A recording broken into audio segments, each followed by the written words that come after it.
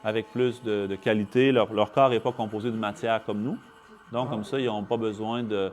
Est-ce qu'on les comme ça. voit? Est-ce qu'on Nous, on ne peut peut pas voir, non. On ne peut pas les voir. Les dieux peuvent nous voir, mais nous, on ne peut pas les voir. Mais leur aspect physique ressemble plus à un être humain qu'à un animal. Ces êtres vivants-là, est-ce qu'ils ont été créés à un moment donné?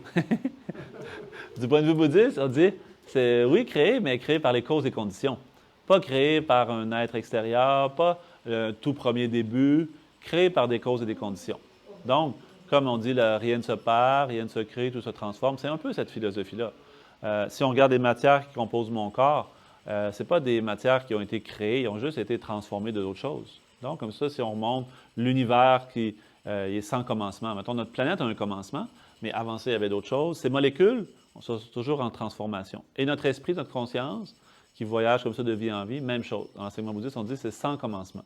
Il n'y a pas de nouvelle création d'être, non. C'est toujours comme réincarnation d'être en différentes choses, mais c'est pas de... Est-ce qu'à ce moment-là, ce nombre d'êtres-là est un nombre fini? C'est pas en augmentation, non.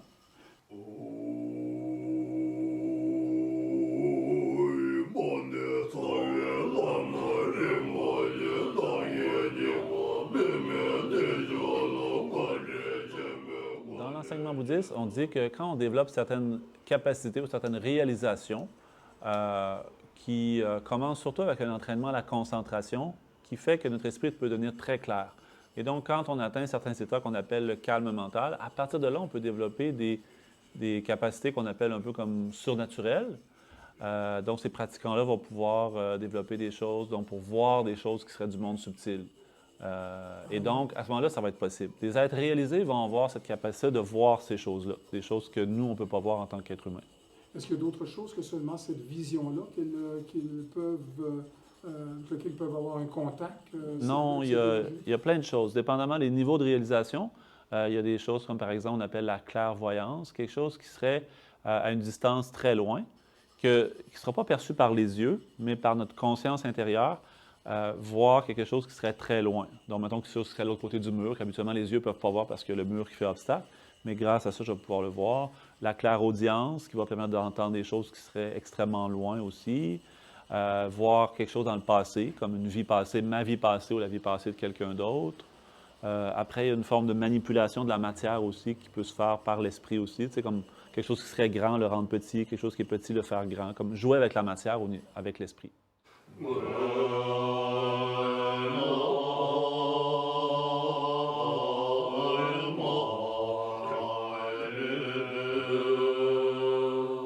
Des grands êtres réalisés, ce qu'on appelle des bodhisattvas ou même des bouddhas, eux peuvent percevoir ces êtres-là, peuvent les contacter et donc, possiblement, ils vont les aider dans cette période-là aussi pour les guider ou essayer de donner des conseils, etc. Donc, il peut y avoir ce genre de communication